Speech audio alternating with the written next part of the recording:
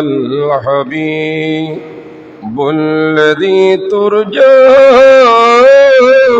شفاعته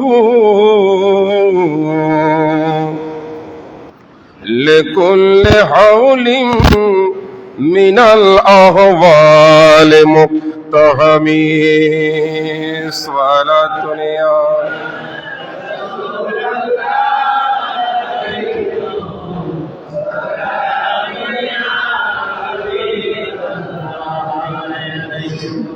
بسم الله الرحمن الرحيم ألم يأن للذين آمنوا أن تخشع قلوبهم لذكر الله وما نزل من الحق صدق الله مولانا العظيم وبلغنا رسوله النبي الأمين الكريم পবিত্র সফর মাসের আজকের প্রথম জুমা উপস্থিত মুআজ্জাজ মুহতারাম হাজিরিন মুসল্লিয়ানে কিরাম রাহিমানি ওয়া রাহিমাকুমুল্লাহ আসসালামু আলাইকুম ওয়া রাহমাতুল্লাহি ওয়া বারাকাতুহু। শুরুতে আল্লাহ সুবহানাহু ওয়া তাআলা আলিশান দরবারে লাখ কোটি শুকর, অফুরন্ত অগণিত দরুদ ও সালামের হাদিয়া আমাদের প্রাণ প্রিয় নবী হুজুর সাহেবে আওলাদ মুহাম্মদুর রাসূলুল্লাহ সাল্লাল্লাহু আলাইহি ওয়াসাল্লামের নূরানি দরবারে। আজকের এই মুহররম শরীফের সমাপ্তির পরের যে মাস সফর মাসের আজকের এই প্রথম জুমা, পবিত্র কালামে পাক থেকে আমি একটি আয়াতে করিমা তেলাওয়াত করেছি। যে আয়াতে করিমার প্রেক্ষাপট, আয়াতে করিমার সংশ্লিষ্টতা বর্তমান সময়ের সাথে, যুগের সাথে অনেকটা সম্পৃক্ততা পাওয়া যায়। আল্লাহর হাবিব হুজুর সরওয়ারে কায়নাত ফখরে মৌজুদাত নবী দো জাহা মুহাম্মদুর রাসূলুল্লাহ সাল্লাল্লাহু আলাইহি ওয়াসাল্লাম ভবিষ্যদ্বাণী করেছেন, এমন একটা যুগ, এমন একটা সময় আসবে যেই সময়ে সত্যিকারের এলেম উঠে যাবে, সঠিক এলেম দুনিয়া থেকে চলে যাবে, অজ্ঞতা, মূর্খতা, জেহালত বেড়ে যাবে, খুন খারাপি বেড়ে যাবে, জিনা ব্যভিচার বৃদ্ধি পাবে, মানবতা থাকবে না, অভদ্রতা, অসামাজিকতা, শরীয়ত বিরোধী কর্মকাণ্ডে মানুষ বেশি লিপ্ত থাকবে। এতটুকু পর্যন্ত আল্লাহ রাসূল বলেছেন যে কিয়ামতের আগে রাসূল করিম সাল্লাল্লাহু আলাইহি ওয়াসাল্লাম ইরশাদ করেছেন, সকালবেলা আমার উম্মত ঈমানদার হয়ে সকালে উঠবে, আর বিকাল হতে না হতেই কাফের হয়ে যাবে। সকালে মুমিন, বিকালে কাফের। এবং রাসূল পাক সাল্লাল্লাহু আলাইহি ওয়াসাল্লাম বলেছেন, এমন একটা জামানা আমার উম্মতের সামনে আসবে, আস-সাবিরু ফীহিম আলা দীনিহি, জ্বলন্ত কয়লা হাতের তালুতে রাখা যত কঠিন হবে, আমার উম্মত ঈমানের উপরে, তার ঈমান নিয়ে বেঁচে থাকাটা আরো বেশি কঠিন হবে। ১৫০০ বছর আগে আল্লাহ রাসূল সতর্ক করেছেন, ভবিষ্যৎবাণী করেছেন, জ্বলন্ত কয়লা হাতে রাখা যত কষ্টকর হবে, ঈমান বাঁচানো, ঈমান রক্ষা করাটা আরো বেশি কঠিন হবে। হাজিরিন কিরাম, আল্লাহ রাসূল ভবিষ্যৎবাণী করেছেন যে কিয়ামতের আগে আইয়ুরফা ইলমু, সঠিক ফতোয়া, সঠিক এলেম পৃথিবী থেকে চলে যাবে। ওয়ায়াকসুরাল জাহালু, মূর্খতা বেড়ে যাবে। রিক্সাওয়ালা, ঠেলাগাড়িওয়ালা, কৃষক, শ্রমিক তারা খেতে খামারে রাস্তাঘাটে ফতোয়া দিবে, অলরেডি দিচ্ছে। জায়গায় জায়গায় চায়ের দোকানে ফতোয়াবাজি, হোটেলের মধ্যে ফতোয়াবাজি, রাস্তার মধ্যে কথাবার্তার মধ্যে সেখানেও মূর্খ ব্যক্তি যার কাছে শরীয়তের এলেম নাই, কোরআন সুন্নাহর জ্ঞান নাই, কোনটা সঠিক মাসালা কোনটা ব্যাঠিক মাসালা এই জাতীয় জ্ঞান বিচার করার মতো, পার্থক্য করার মতো যার কাছে যোগ্যতা এলেম নাই, এমন ব্যক্তি ফতোয়া দিবে। রাসূল পাক সাল্লাল্লাহু আলাইহি ওয়াসাল্লাম এই জন্য বলছেন ওয়ায়াকসুরাজ জিনা, আমার উম্মতের সামনে সময় আসবে যখন মানুষের মধ্যে জিনা ব্যভিচার বেড়ে যাবে। আপনারা দেখতেছেন মোবাইলের মাধ্যমে, টিভির মাধ্যমে এখন প্রতিটি মুহূর্তে মুহূর্তে আমাদের হাতের জেনা, পায়ের জেনা, চোখের জেনা, কলবের জেনা হচ্ছে কি হচ্ছে না? জোরে বলেন। আল্লাহ রাসূল বলেছেন তোমরা জেনা থেকে দূরে থাকো, কিন্তু আমরা এখন দূরে থাকার মতো এমন প্রযুক্তি, এমন মিডিয়া আমাদের সামনে, ইহুদি নাসারার ষড়যন্ত্রের কারণে, বিধর্মী বিজাতিদের ষড়যন্ত্র এমন ভাবে আমাদের মুসলমানদের রন্ধ্রে রন্ধ্রে ঢুকিয়ে দিয়েছে, যার কারণে আমরা চোখের জেনা, নিজেদের হাত পা অঙ্গ প্রত্যঙ্গের জেনা থেকে বাঁচাবার মতো কোনো সুযোগ নাই, কঠিন হয়ে দাঁড়িয়েছে। এই জন্য আল্লাহ রাসূল বলেছেন ওয়ায়াকসুরাজ জিনা, কিয়ামতের আগে আমার উম্মতের সামনে আমার উম্মতরা বেশি বেশি জেনা ব্যভিচারে লিপ্ত হবে। কেউ আমরা ডাইরেক্ট জেনাতে লিপ্ত না হলেও আমার চোখের জেনা হচ্ছে, আমার হাতের জেনা হচ্ছে, আমার কলবের জেনা হচ্ছে, আমার পায়ের জেনা হচ্ছে। তারপর আল্লাহ রাসূল বলছেন ওয়ায়াকসুরা শুরবুল খামরে, সময় আসবে আল্লাহ রাসূল বলে গেলেন যেই সময়ে মানুষ মদ পানে, নেশার জিনিস পান করার ক্ষেত্রে আল্লাহ রাসূল বলতেছেন প্রতিযোগিতা চলবে, কে কার চাইতে বেশি মদ পান করবে, কার চাইতে কে বেশি নেশাগ্রস্ত হবে, কে কত বেশি মাতাল হবে। আল্লাহ রাসূল বলেন এই জাতীয় মদ পানের সংখ্যা কমবে না বাড়বে? একটু জোরে বলেন। আমরা দেখতেছি ওয়ায়ুকিল্লুর রিজাল, রাসূল পাক বলে গেলেন ওয়ায়ুকিল্লুর রিজাল ওয়ায়াকসুরুন নিসা, এমন সময় তোমরা পাবে যেই সময়ের মধ্যে পুরুষের সংখ্যা কমে যাবে, নারীর সংখ্যা বেড়ে যাবে।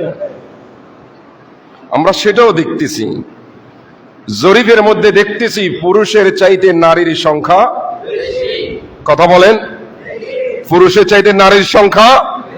আমি ছোট্ট একটি উদাহরণ দিই। আমরা ছোটবেলা যখন মাদ্রাসায় পড়ি, তখন মাদ্রাসায় এত ব্যাপক হারে মেয়েরা, মহিলারা মাদ্রাসায় পড়ার কোনো সুযোগ পড়তো না। কিন্তু বর্তমানে যেই মাদ্রাসাগুলো সহশিক্ষা, ছেলে মেয়ে উভয় একসাথে পড়ার যেই জায়গা ব্যবস্থা আছে, দেখবেন সেখানে ছাত্রদের চাইতে ছাত্রীর সংখ্যা বেশি, ছেলেদের চাইতে মেয়েদের সংখ্যা বেশি। এটা কিয়ামতের একটা আলামত। পুরুষের সংখ্যা কমে যাবে, মেয়েদের সংখ্যা।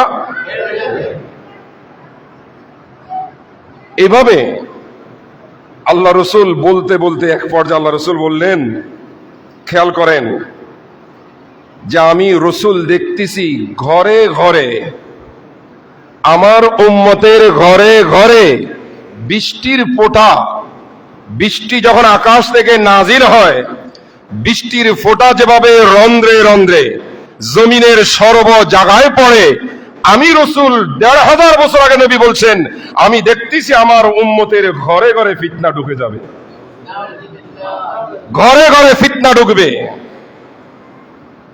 এই সবগুলো কথা ১৫০০ বছর পরে, এখনো কত হাজার বছর, কত লক্ষ কোটি বছর পরে কিয়ামত হবে জানি না, কিন্তু আমরা অলরেডি ১৫০০ বছর পরের উম্মত, আমরা এই সমস্ত কিয়ামতের লক্ষণগুলো এখনই দেখতেছি। কথা বলেন ঠিক কিনা? রাসূল করিম সাল্লাল্লাহু আলাইহি ওয়াসাল্লাম আরেকটি হাদিসে পাকের মধ্যে আল্লাহ রসুল ইরশাদ করেছেন, যে হাদিসের মধ্যে আল্লাহ রসুল বলেছেন, ইয়াতি আলান নাসে জামানুন, এমন একটা জমানা আসবে, লা ইয়াবকা মিনাল ইসলামে ইল্লা ইসমুহু, আমার উম্মতের সামনে এমন একটা সময় আসবে যেই সময়ে ইসলাম থাকবে না, থাকবে শুধু নাম। কি থাকবে? নামে মাত্র ইসলাম, নামে মাত্র আমরা মুসলিম, শুধুমাত্র কি থাকবে? নামে মাত্র। পাকিস্তানের জাতীয় কবি আল্লামা ডক্টর ইকবাল রহমতুল্লাহ আলাই, যাকে সারা বিশ্বের মানুষ আল্লাহ রসুলের এত বড় পাগল, এত বড় প্রেমিক পৃথিবীতে বিরল, পাওয়া যাওয়া মুশকিল, ওই ডক্টর আল্লামা ইকবাল রহমতুল্লাহ আলাই বলে গেলেন, वो जमाने में मुअज़्ज़ज़ थे मुसलमान होकर हम खारे हुई तारीखे कुरआन होकर। উনি বলে গেলেন আফসোস করে যে আগেকার মানুষ, আগেকার আল্লাহর বান্দা বান্দিরা সম্মানিত ছিল, ইজ্জত পেত, মোহাব্বত ভালোবাসা পেত। কেন? মুসলমান হোকর, শুধু তারা যে মুসলিম, তাদের কাছে যে ঈমান আছে, ইসলাম আছে, এই ইসলাম এবং ঈমানের কারণে আগের যুগে মুসলমানরা দামি ছিল, সম্মানিত ছিল। আর আজকের যুগে আমরা কেন মুসলমান হওয়ার পরেও দামি হচ্ছি না? কেন আমরা লাঞ্ছিত, অপমানিত হচ্ছি? তারিকে কোরআন হোকর, আমরা মুসলিম ঠিক, কিন্তু আমাদের কাছে কোরআন সুন্নাহর কোনো আদর্শ নাই। এটা ডক্টর আল্লামা ইকবাল বলেছেন, वो जमाने में मुअज़्ज़ज़ थे, যে আগের যুগের মানুষ সম্মানিত ছিল মুসলমান হোকর, মুসলমান হওয়ার কারণে। কিসের কারণে?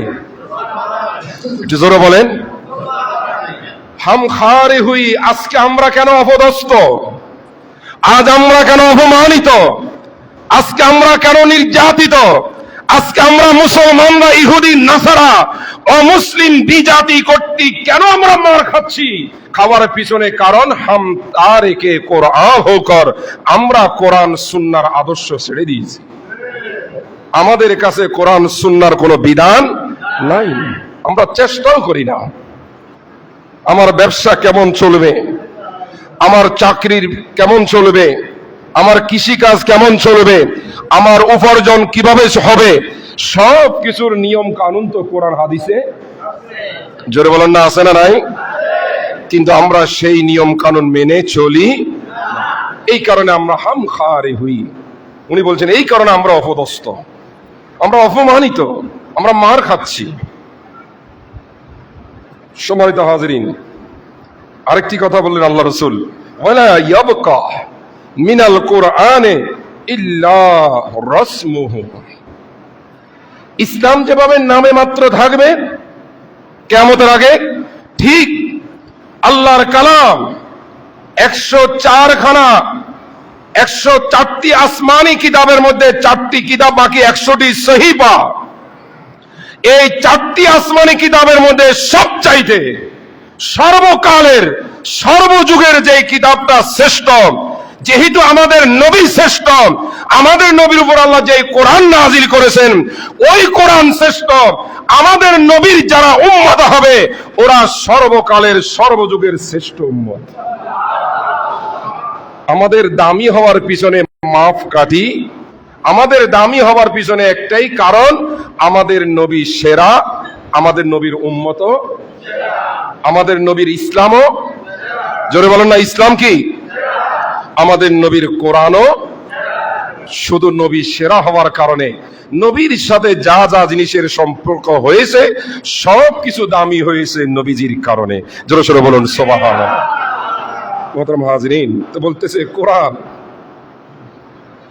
পৃথিবীতে কোরআন থাকবে ঠিকই, কিন্তু কি থাকবে, ইল্লা রসমুহু, ওই কোরআনের লেখাগুলো থাকবে, কোরআনের বিধানগুলো কোরআনের পাতায় পাতায় থাকবে, কাগজে থাকবে, কিন্তু আমাদের মধ্যে থাকবে না, আমাদের মধ্যে আসবে না, আমরা পালন করার চেষ্টা করব না। এটা আল্লাহ রাসূল বলে গেলেন।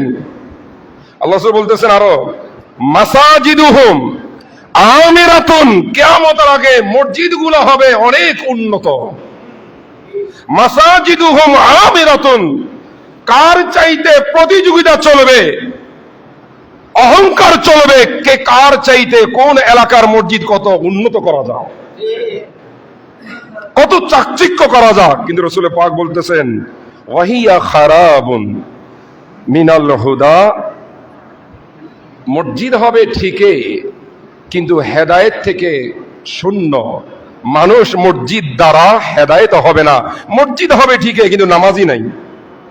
কথা বলেন ঠিক কিনা?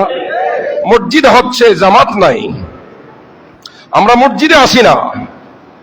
রাসূল বলছেন ওয়াহিয়া খারাবুন মিনাল হুদা, হেদায়েত থেকে, মসজিদ হলো হেদায়েতের কেন্দ্র, মসজিদ হলো হেদায়েতের মারকাজ, কিন্তু মানুষ তো ওই হেদায়েতের জায়গা আসবে না। এগুলো আল্লাহ রাসূল বলে গেছেন। এই কারণে আমরা সেই সময়টা ফেস করতেছি, সেই সময়ের মুখোমুখি আমরা। এটা থেকে মুক্তি কি আমাদের দরকার নাই? একটু জোরে বলেন। এই জন্য আল্লাহ কোরআনুল কারীম বলতেছেন আলাম ইয়ানি,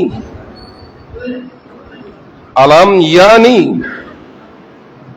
তোমাদের কাছে কি এখনো সময় আসে নাই, আন তাখশা কুলুবুহুম লিযিকরিল্লাহি ওয়া মা নাযালা মিনাল হক, আমি আল্লাহর জিকিরের দিকে এবং আমার কোরআনের পথে, আমি আল্লাহর পথে, আমার কোরআনের পথে, ইসলামের পথে, দ্বীনের পথে ফিরে আসার সময় কি আল্লাহ বলতেছেন তোমাদের কাছে কি এখনো আসে নাই? সুবহানাল্লাহ বলেন। আল্লাহ এটা বান্দাদেরকে সতর্ক করার জন্য বলছে, তোমাদের সময় কি এখনো আসে নাই? আর কত সময় পার করবে, আর কত সময় অতিবাহিত করবে, আর কত সময় গেলে তুমি পরিবর্তন হবে? মূল আয়াতের কথা হচ্ছে সেটা। এবং আয়াতে আরেকটা শানে নজুল হলো, এই আয়াত তখন নাজিল হয় যখন সাহাবায়ে কেরাম, আল্লাহ রাসূল ঘর থেকে বের হয়ে দেখতেছেন মসজিদে সাহাবায়ে কেরাম হাসতেছে। সাহাবায়ে কেরাম জোরে বলেন না, কি করতেছেন? হাসাহাসি করতেছেন। আল্লাহ রাসূল তখন বললেন, তোমরা এত খুশি কেন, তোমরা এত আনন্দিত কেন?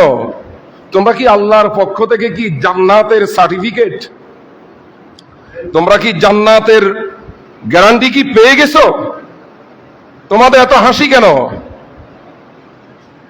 এই কথাকে কেন্দ্র করে আল্লাহ আয়াত নাযিল করে বলতেছেন আলাম ইয়ানি লিল্লাযিনা আমানু, আমার ঈমানদার বান্দা বান্দীদের কাছে কি এখনো সময় হয় নাই, এখনো কি সময় আসে নাই, আন তাখশা কুলুবুহুম লিযিকরিল্লাহ, তারা কি আমার পথে, আমার দ্বীনের পথে, আমার নবীর পথে, আমার নবীর সাহাবায়ে কেরামের পথে, কোরআন এবং সুন্নাহর পথে ফিরে আসার, কোরআন সুন্নাহর দিকে এগিয়ে আসার আমার বান্দাদের কি এখনো সময় হয় নাই? সুবহানাল্লাহ বলেন।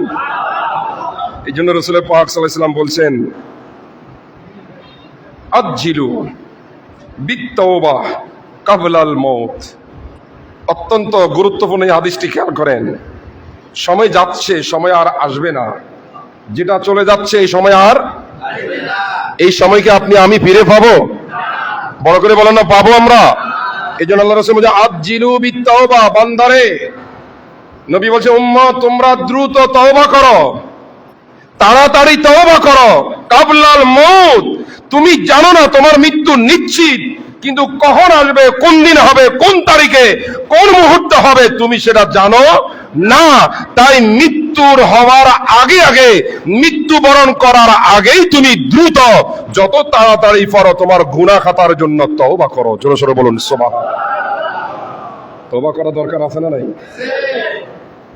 ওয়াজ্জিলু বিসসাদকা ক্বাবলা তাহবিলিল মাল। অনেকেই আছেন সম্পদের মালিক, টাকা পয়সার মালিক, দান করার মানসিকতা নাই, সদকা করার ইচ্ছা নাই, আল্লাহকে রাজি করার জন্য, নবীকে রাজি করার জন্য, দিন ইসলাম মাযহাব মিল্লাতের খেদমত করার জন্য টাকা পয়সা আছে, জায়গা জমি আছে, কিন্তু দান সদকা এরকম আছে না?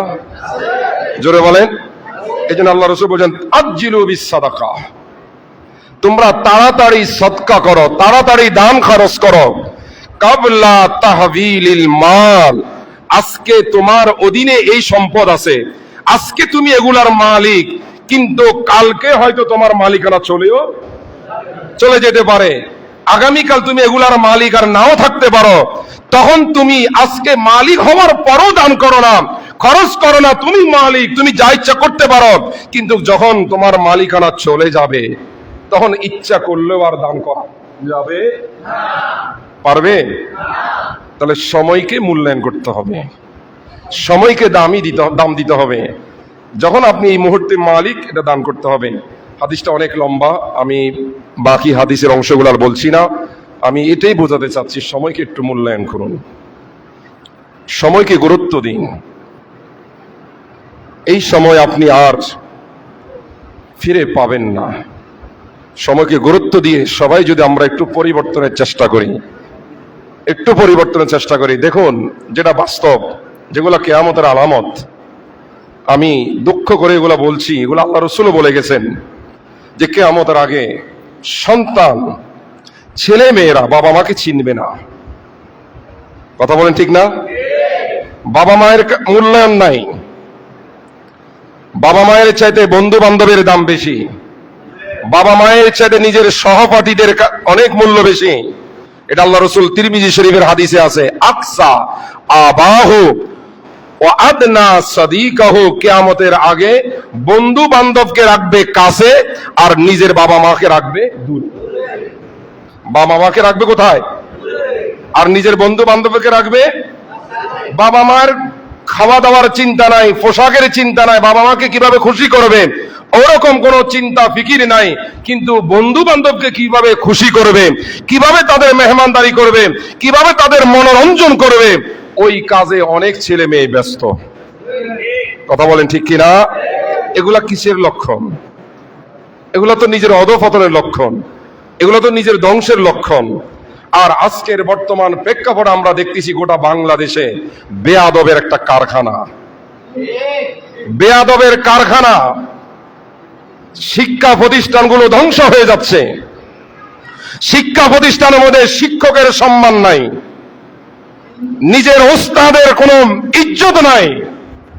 তার কাছে যদি নৈতিকতা থাকতো, তার কাছে যদি এই বোধ, এই অনুভূতি থাকতো যে ওনার কাছ থেকে আমি কোরআন হাদিস পড়েছি, ওনার কাছ থেকে আমি গণিত, ভূগোল, অর্থনীতি, ইংরেজি, বাংলা পড়েছি, উনি আমার শিক্ষক, উনি আমার মাথার তাজ, আমি কিভাবে ওনার গায়ে হাত তুলি। গতকালকে একটা দৃশ্য আমরা দেখলাম অনলাইনে, একটা শিক্ষার্থী চেয়ার দিয়ে শিক্ষকের আঘাত করতেছে। জোরে সোরে বলুন না নাউজুবিল্লাহ। আমরা কি শিক্ষা দিচ্ছি, কি ফায়দা করতেছি? জাতিকে আমরা কি শিক্ষা দিচ্ছি? যেই জাতির কাছে শিক্ষকের সম্মান নাই, যেই জাতির কাছে শিক্ষার গুরুত্ব নাই, ওই জাতি তো ধ্বংস হবেই হবেই হবে।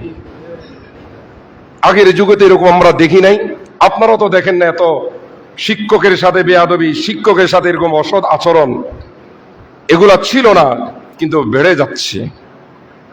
এগুলা যদি বন্ধ করা না হয়, এগুলাকে যদি প্রতিরোধ করা না হয়, তো শিক্ষা জাতির মেরুদণ্ড আমরা বলি, কিন্তু শিক্ষাটা হয়ে যাবে ধ্বংস।